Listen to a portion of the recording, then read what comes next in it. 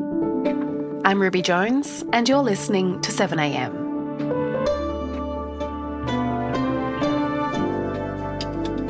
It's something Pauline Hanson has been eyeing for years, and on the weekend, she finally got it, a seat in the lower house. Her candidate for Farrer, David Farley, did even better than expected. He was elected on 57% of the vote. It changes things not just for Pauline Hanson and One Nation, but for the country. Today, contributing editor for The New Daily, Amy Remeikis, on the power of populism right now and what One Nation wants next.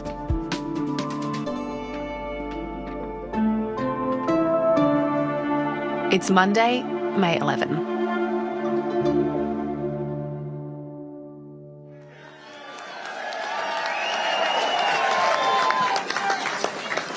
We're like a mason with a chisel and a hammer, and we're recarving the letters into the Australian democracy.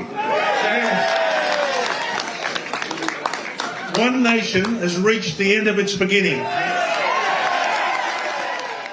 So, Amy, One Nation's victory in Farrer was historic. It's the first time One Nation has won a federal lower house seat since Pauline Hanson herself was elected back in the 90s. She is, of course, synonymous with the party. So tell me about how she's taking credit for this. Pauline Hanson is having a victory lap at the moment. I think it's maybe the happiest that I've ever seen her in 30 years of watching her on the national stage, because even when she was elected, it was as an independent. Barnaby Joyce jumped ship from the Nationals, but this is people putting one next to a One Nation candidate at the voting booth. This is not only a win for Farrer, it's a win for the rest of Australia. I'm seeing a sea of these proud Australians' faces here in front of me, hundreds of you, but millions are watching on your TVs now, and I believe it's giving them hope to know.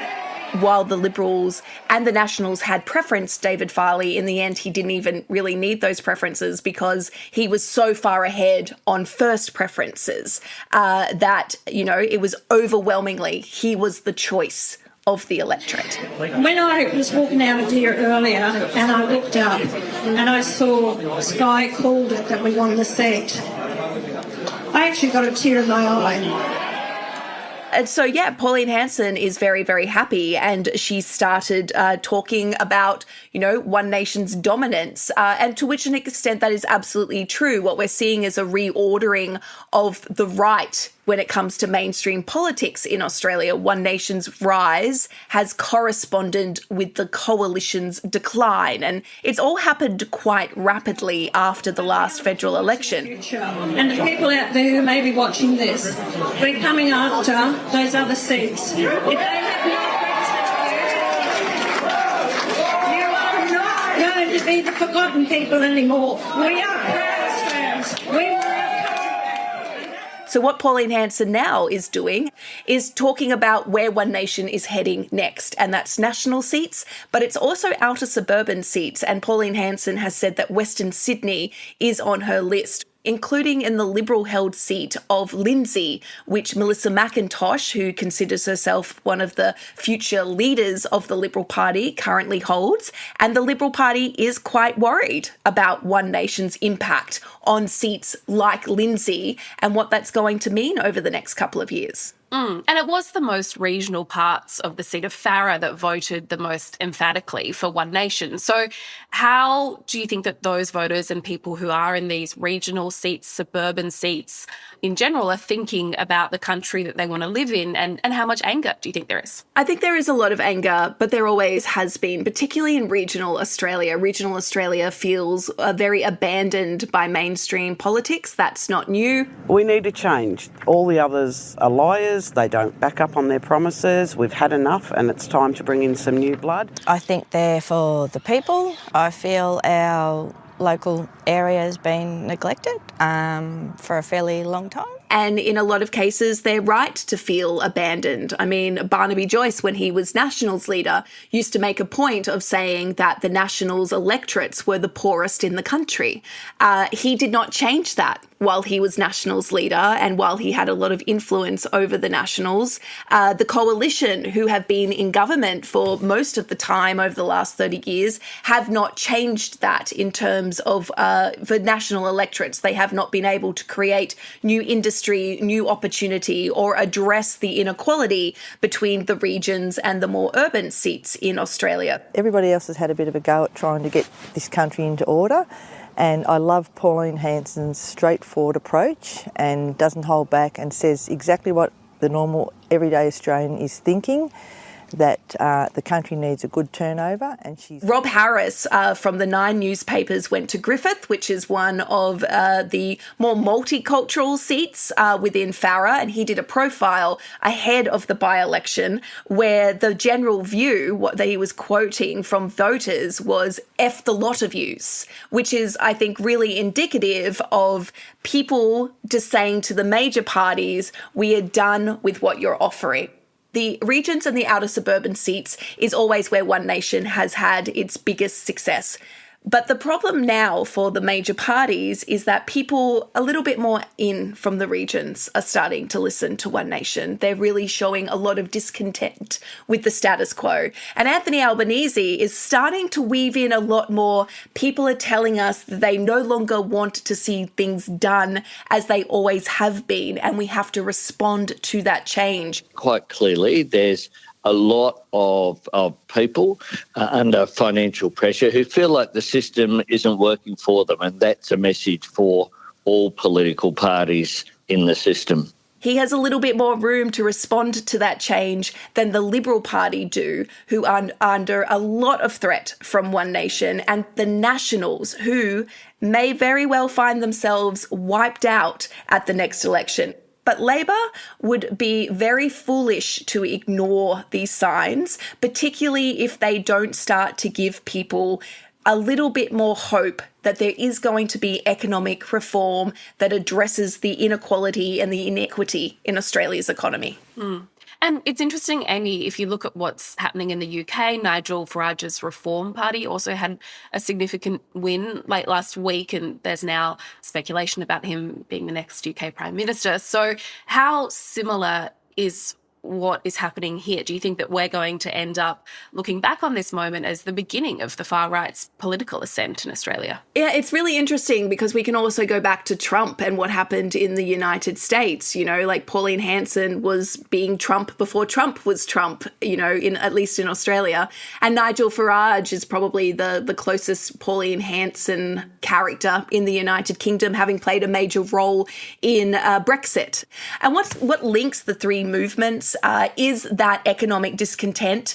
It is blaming people who are not necessarily to blame, like migrants, for government failures in infrastructure and policy over the last 3 decades. And we want people that want to be Australians. I don't love immigration by no means, but I want people that come here to this country. I don't want Sharia law on our doors. We're seeing economic instability in all three countries, which has been worsened by a global inflation crisis that some analysts say is going to be bigger than the GFC and also potentially bigger and longer than what we saw in the early stages of COVID. And that is going to force more people into that real politics of grievance mindset because they are not seeing the same benefits as previous generations and also no real hope. But the other thing is that in the UK, the centre-left government, Labor of the UK, has not responded in ways that their platform would suggest that they would respond. They've gone for more austerity-style policies when it comes to economics rather than leaning into some of those old-school Labor values of giving people money and, you know, trying to artificially inflate the economy to ensure that people can get through it. We've also seen that with the Democrats, who did not address the economic inequality and, in fact, you know, upheld a lot of corporate America in their policies. And And in Australia, we're sort of at that tipping point with this next budget. Is Labor going to start addressing some of those issues that have been embedded for the last 20 years or so and follow through with some of what Labor's platform says that its values are? Or is it going to maintain the status quo? And a lot of voters, they're going for a disruptor, Donald Trump, Nigel Farage, Pauline Hanson potentially in Australia, to break up the status quo and hopefully shock the major institutions into doing something different. And I think that's going to be the story of this period of time. Coming up, could the Libs, Nats and One Nation ever form a new proposition?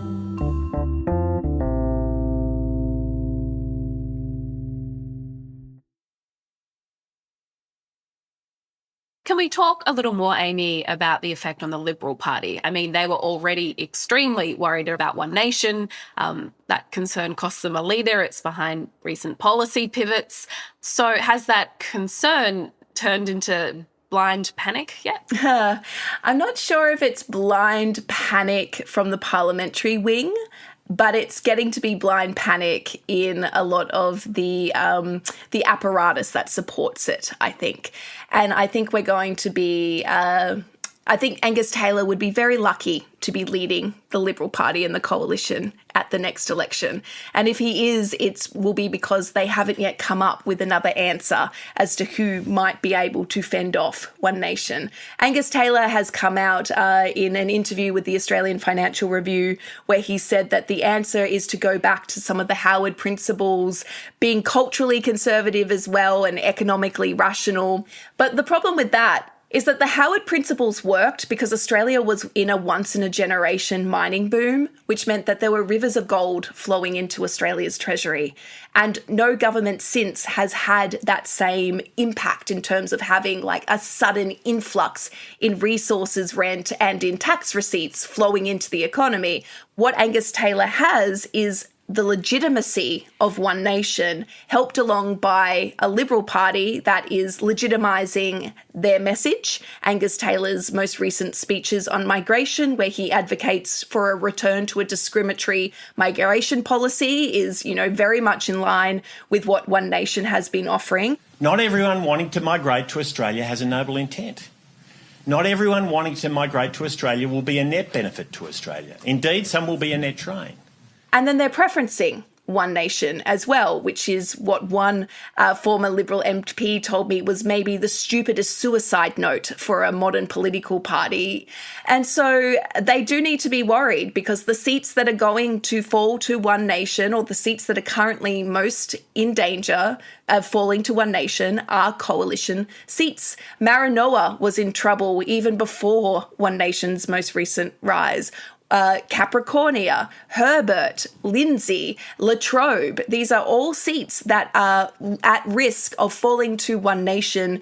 We've seen research too. There's been studies that have been done that have looked at, what's happened to political parties that have gone further to the right to try to appease the right. And basically what's happened is they've just legitimized the far right and people go to the originator rather than the imitator. So it is a reordering of the right. It does not look like the modern Liberal Party is going to make it through this. It does not look like the coalition will make it through this. That doesn't mean that centre-right politics won't exist. It just means that we're probably going to see something new emerge. And Barnaby Joyce was openly saying that recently, where he was saying this might be it. They might be done. Obviously, the Liberal Party really do have to do some soul-searching after the weekend because that was catastrophic. That's almost a signal that things might be over.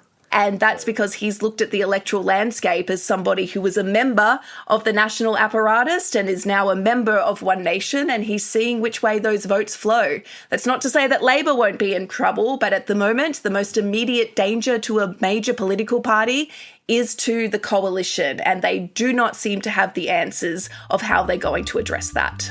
And I know that senior Liberal politicians are distancing themselves from this now, but there has been speculation about whether the Liberal Party would form a new coalition, one that includes One Nation. Yeah, the thrupolition has been in play, I think, for a while.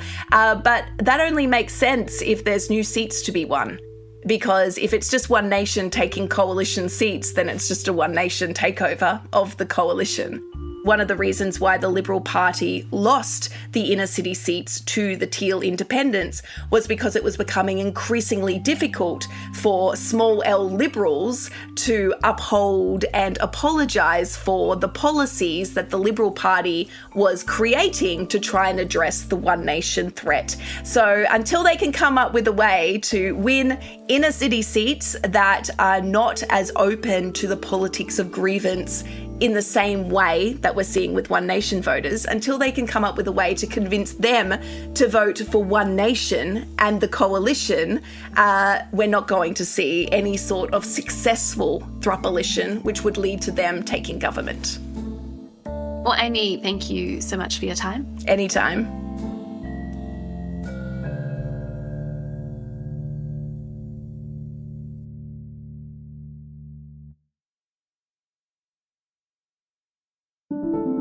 "7am will be back tomorrow with an episode on the case against Coles and Woolies. As a judge weighs the evidence, will they be found to have conned customers?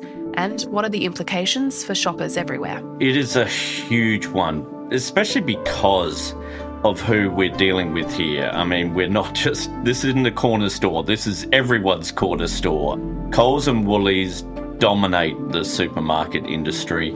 But the good thing is it will have broader implications for all businesses. No one else will be able to do this if the ACCC wins. That'll be in your feed tomorrow. I'm Ruby Jones. Thanks for listening.